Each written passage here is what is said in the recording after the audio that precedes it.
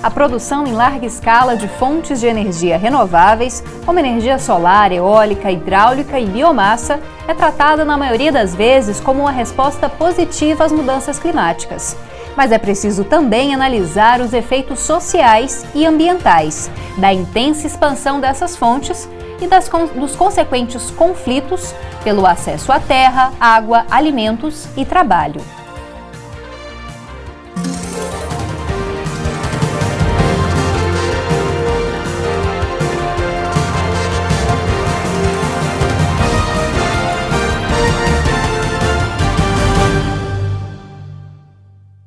Olá! O Conexões de hoje trata da produção de fontes renováveis de energia. E para falar sobre esse assunto, nós vamos conversar agora com dois professores. O professor Brian Garvey, que é da Escócia, que está aqui para participar de um workshop sobre o tema. Olá, professor, muito obrigada pela presença. Obrigado, Zé. E também com o professor Marcelo Mendonça, que é do Instituto de Estudos Socioambientais da Universidade Federal de Goiás. Olá, professor, muito obrigada pela presença. Olá, obrigado. Para a gente começar, e para quem não entende muito dessa temática, professor Marcelo, queria que o senhor começasse. O que são fontes de energia renováveis? Pois bem, a gente, no conjunto da produção energética, grande parte da energia consumida no mundo é oriunda de combustíveis fósseis, petróleo e derivados, petróleo, carvão e derivados. Essa energia tem impactos extremamente negativos para todo o planeta. Haja visto, por exemplo, todas as mudanças climáticas, e, enfim, isso está diretamente associado ao uso descontrolado, ao uso desmedido das energias chamadas não renováveis, que são as energias fósseis. As energias renováveis, então, são as energias chamadas limpas, oriundas do vento, energia eólica, do sol, energia solar, biomassa, que pode ser casca de arroz, bagaço da cana, e madeira, e etc. E principalmente energia oriunda da água, que são as hidroelétricas. No que tange a energia da água, no Brasil, o conceito é de que é também uma energia renovável, uma energia limpa. Todavia, esse conceito está em discussão na medida em que boa parte das grandes hidroelétricas construídas no Brasil, elas geraram uma enormidade de problemas ambientais e também problemas sociais. Como problemas ambientais, nós temos o afogamento de nascentes, de matas ciliares, grandes extensões de terras que antes eram agricultáveis, não é? E precisamente a expulsão de milhares de famílias camponesas e similares que viviam nessas terras, que viviam nesses territórios e que tiveram as suas vidas completamente modificadas a partir da construção das hidroelétricas. Então, resumindo, nós temos uma compreensão de que as energias renováveis são aquelas energias chamadas limpas e que são produzidas e renovadas permanentemente, seja a partir do vento, do sol, da biomassa e da água. Claro, considerando essa ressalva que nós estamos fazendo em relação ao uso da água. Professor Brian? Quer complementar? Como que é a produção dessa energia em escala mundial? O incentivo também a essa produção? Para nós, esse assunto é muito importante e interessante. Eu moro na Escócia, é um país que é uma grande fonte de energia de forma de gás natural, talvez a maior na Europa Ocidental. Por muitas décadas, a economia da Escócia e Reino Unido é baseado nessas fontes de energias fósseis, hidrocarbons, de petróleo, gás natural do Mar do Norte. Então, tem algumas preocupações ambientais e também econômicas por os estados ou os governos na Europa. Claro, porque tem algumas novas aspirações para reduzir o carbono, como ligado com os fuels fósseis, com petróleo, com gás naturais. E também elas têm um limite que os fontes de energia que elas têm com essa forma tradicional. Está interessante para nós porque as grandes empresas também, eu acredito, elas não têm uma grande preocupação ambiental, mas elas têm a grande estratégia para explorar novas formas de recursos. Por exemplo, na Escócia, o custo para tirar o gás do mar agora é muito alto.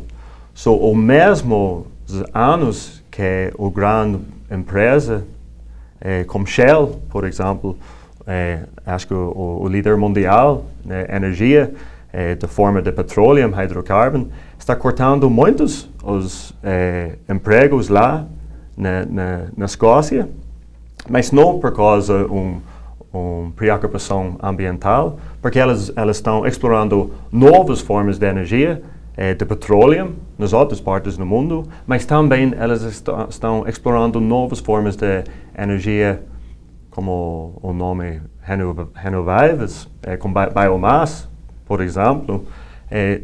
Quando nós percebemos que essas multinacionais têm as novas estratégias, bem ligado dos governos da Escócia e Reino Unido, por exemplo, e também ligado para as novas políticas na escala nacional e também na escala da União Europeia, para as novas fontes de energia, está claro que elas estão procurando novos territórios para gerar novas formas de energia, enfim, para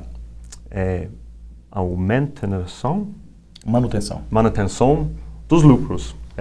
Ok? Meu interesse começa com isso, porque essas grandes empresas, elas vão para as outras partes do mundo.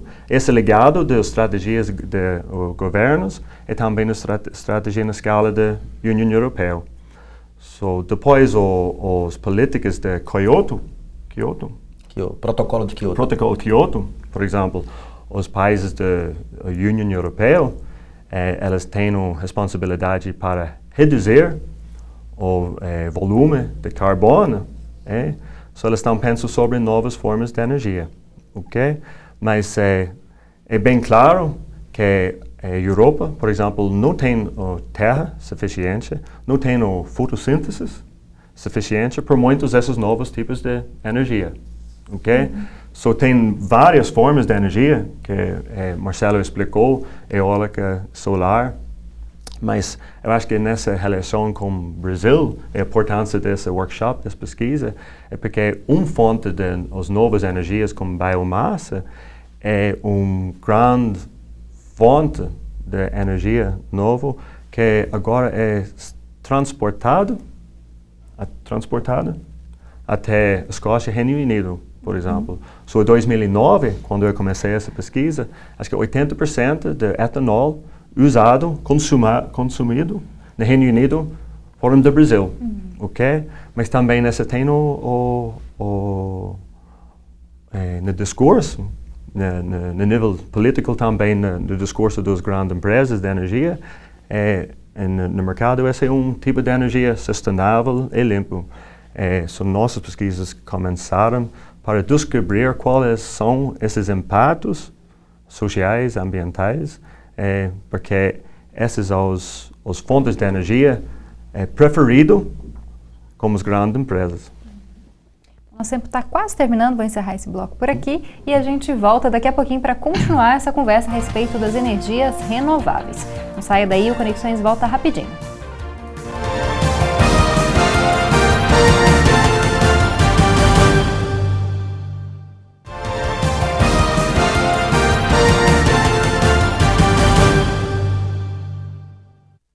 Voltamos com Conexões de hoje, que está debatendo a produção de fontes renováveis de energia com o professor da Escócia, Brian Garvey, e também com Marcelo Mendonça, que é professor aqui do IESA, da UFG.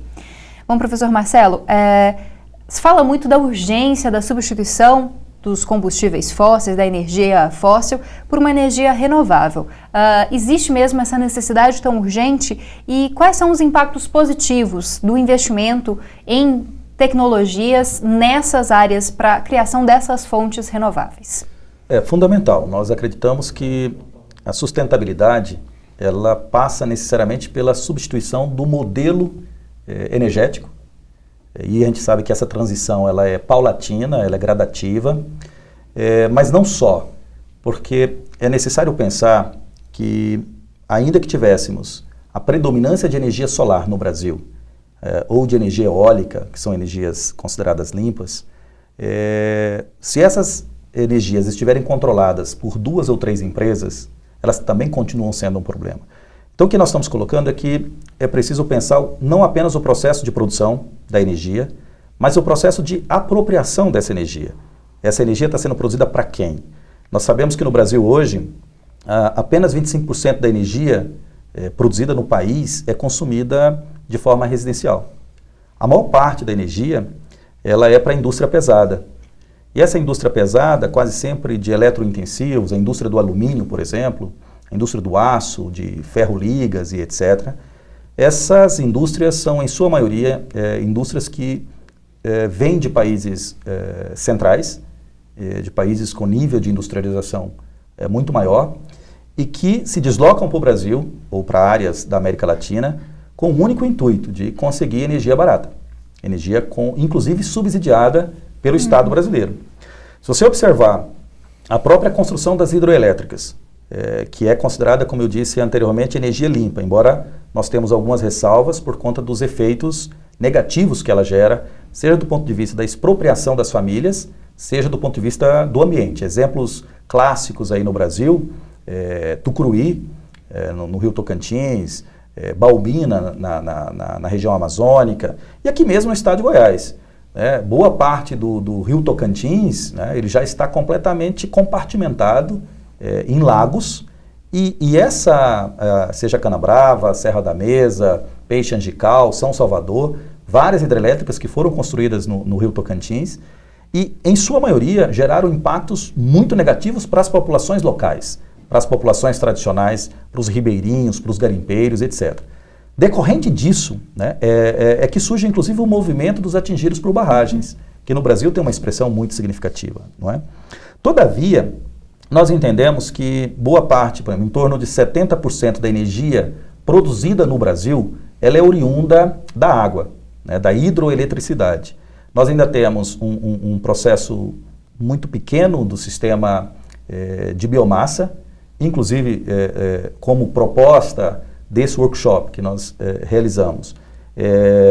Nós temos clareza de que é necessário intensificar o uso dos resíduos da cana, porque já que ocorreu a expansão da cana através dos monocultivos canavieiros, é necessário que possa aproveitar, através do sistema de cogeração, a energia produzida, oriunda a partir do bagaço da cana.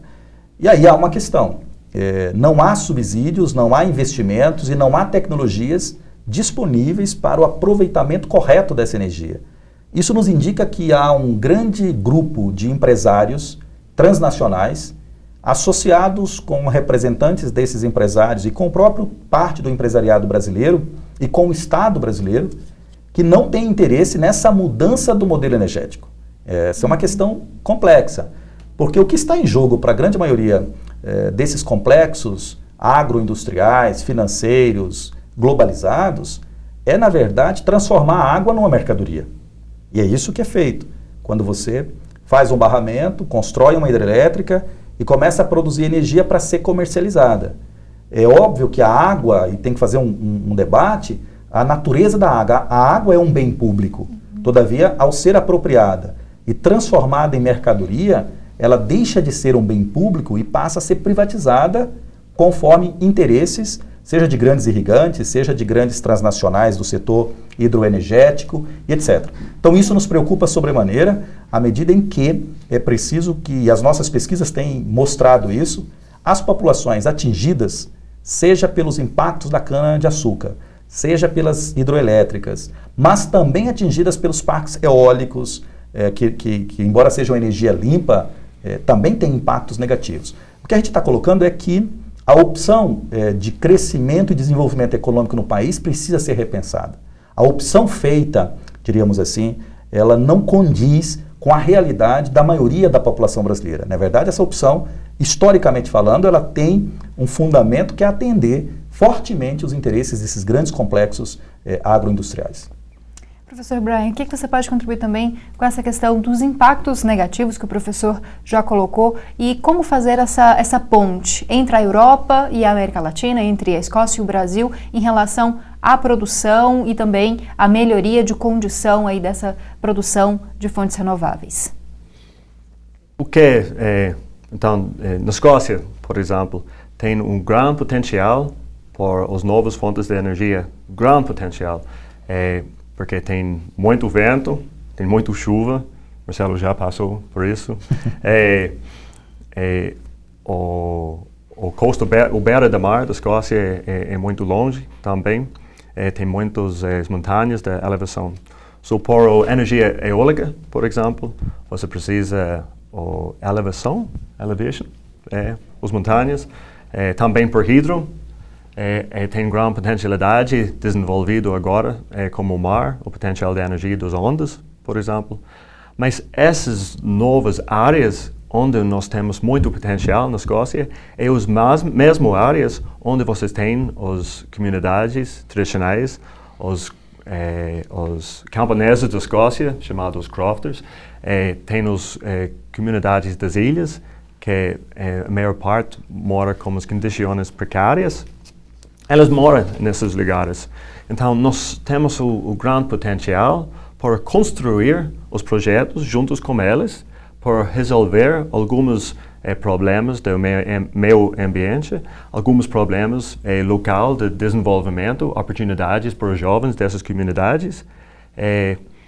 Enfim, mas eu concordo com Marcelo. Por isso, para acontecer, nós precisamos um novo modelo de desenvolvimento dessas formas de energia.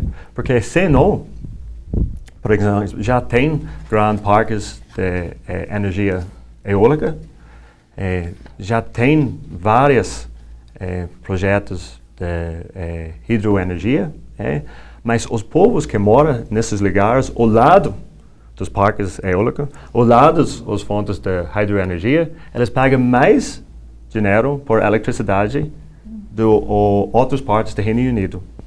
Essa é uma injustiça.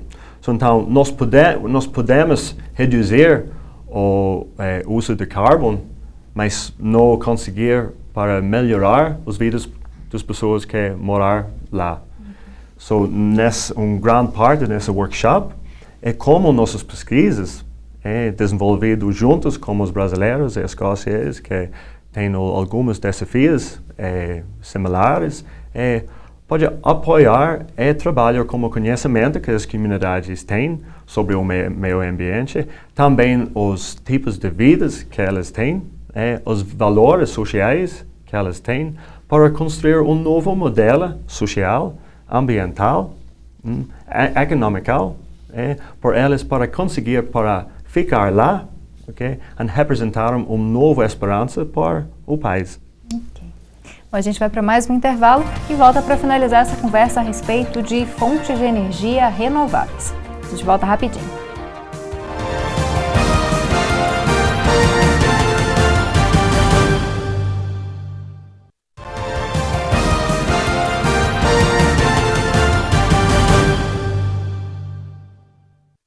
Esse é o último bloco do programa de hoje, que está debatendo a produção de fontes renováveis de energia. Nós estamos conversando com o professor Brian Garvey, que é da Escócia e que veio ao Brasil para debater esse tema num workshop, e também com o professor Marcelo Mendonça, que é do IESA da UFG. Professor Marcelo, queria que o senhor falasse mais pontualmente de Goiás. Como é que é a produção dessas energias em Goiás e também esses impactos sobre a população, tanto de pequenos agricultores, a população que luta também pelo direito à terra? Nós tivemos um crescimento muito significativo do cultivo de cana nos últimos 10 anos. Não fosse a crise de 2008, que de fato a crise do capital, que assolou boa parte do mundo, inclusive aqui, nós estaríamos com aproximadamente 100 grandes complexos sucroenergéticos, popularmente conhecido como usinas, né? Atualmente estamos com 40, o que é bastante significativo.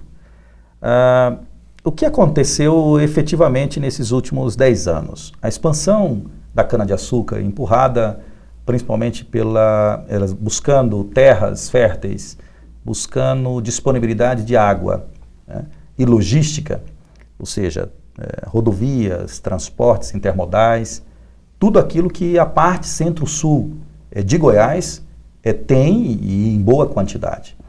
Então esse processo se intensificou nos últimos 10 anos, nós chegamos a 1 milhão de hectares cultivados com cana, isso é bastante significativo para Goiás, e boa parte dessa cana, a cana-de-açúcar, ela foi principalmente a região do Mato Grosso goiano, centro-sul goiano, está concentrado nessas regiões, regiões extremamente férteis, e a cana-de-açúcar foi paulatinamente substituindo áreas que antes produziam alimentos.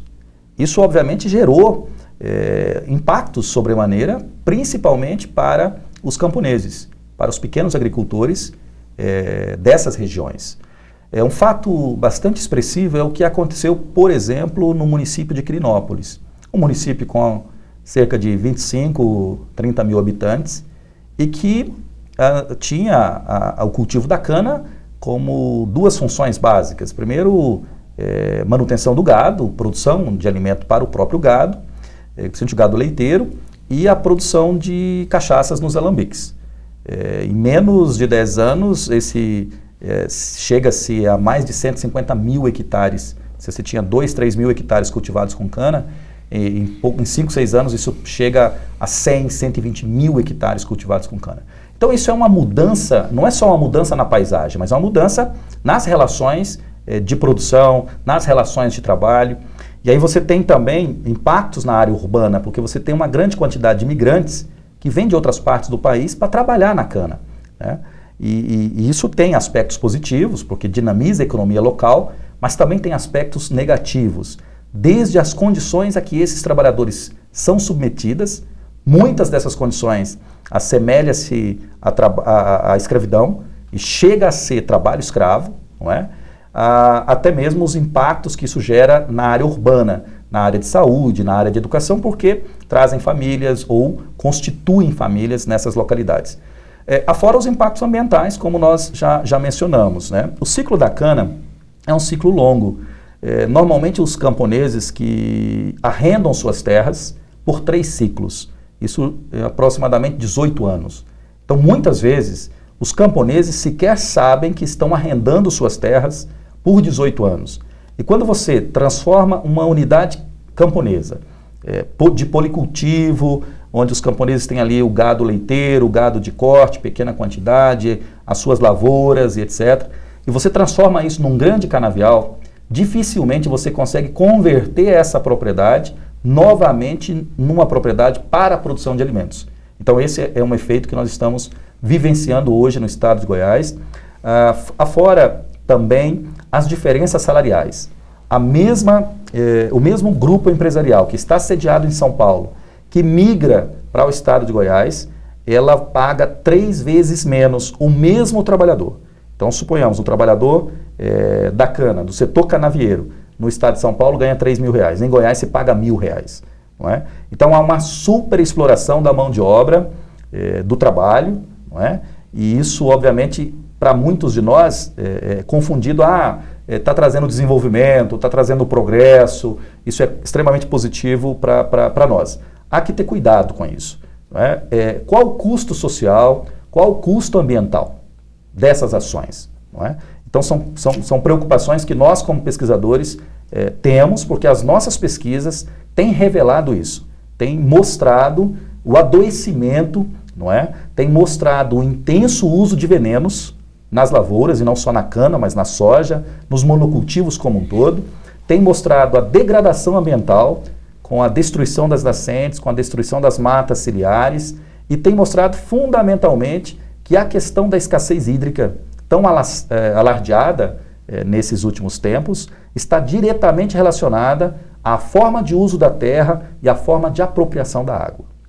Bom, professor, para finalizar, como aí trabalhar com esses diferentes interesses das populações que estão próximas a essas áreas, os camponeses, as populações tradicionais e os interesses das grandes empresas também por essas fontes renováveis?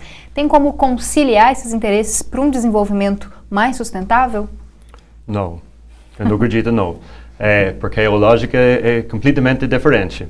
Eu acho que nós temos a responsabilidade para chamar a atenção das coisas que está já pesquisando, da Marcelo e os outros. Eu tenho a oportunidade para ir para Quirinópolis, sudeste de Goiás. É impressionante, porque não tem cana-de-açúcar 2006, e agora acho que 66% da terra disponível para agricultura é cana-de-açúcar. E não só isso, porque eu percebi que as grandes empresas, não só de energia, como Shell, BP, British Petroleum, Petrobras, mas também dos grãos, como Cargill, esses são os líderes mundiais de energia, formas de energia, alimentos, grãos, bovinho, por exemplo. Entre 3 e 4 anos, todas elas chegaram da mesma região, em Goiás. Eu não acredito, até hoje, tem um outro território no mundo como mudança territorial bem profundo e rápido, como essa expansão especial. Eu não acredito, até agora eu não vi outros. Então, mesmo assim, quando eu falei como OET, por exemplo, em Genebra, elas têm uma programação para energia sustentável, acho que de 50 páginas. O Brasil chegou 87 vezes, porque elas têm essa indústria de cana-de-açúcar e etanol como resposta para o problema de hidrocarbonos e petróleo.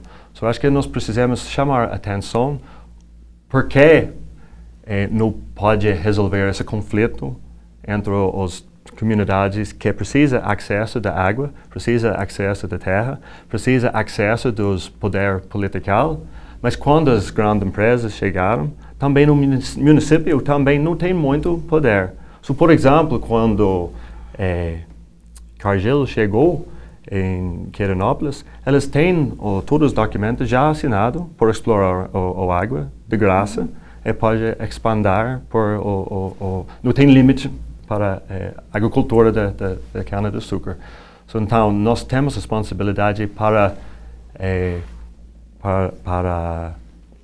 levar o voz das comunidades que está impactado, desapropriado, e trabalhar com elas por alternativas. Eu acho que esse workshop tenta resolver como nós podemos desenvolver não só as críticas da indústria, e já feito, e já mostrou como esse negócio não é sustentável. Não tem os indicadores sociais e ambientais, não é. Mas como nós podemos desenvolver um outro modelo, juntos com as comunidades impactadas, por um novo modelo de energia que é mais sustentável socialmente, economicamente, obrigado, e para o meio ambiente. Tá certo, professor. Felizmente, nosso tempo chegou ao fim. Queria agradecer. Muito obrigada pela presença, professor. Espero que, mais uma vez aqui no Brasil, tenha sido bem recebido, tenha gostado. Muito obrigado.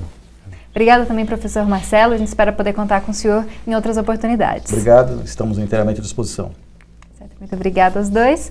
Bom, e o programa de hoje chega ao fim. Continue acompanhando a nossa programação, tanto na TV quanto no site. No site você pode assistir a todos os episódios já produzidos pela TV UFG. Você também pode mandar as suas sugestões no e-mail jornalismo@tvufg.org.br. Eu te espero na próxima semana com mais um debate no Conexões. Até lá!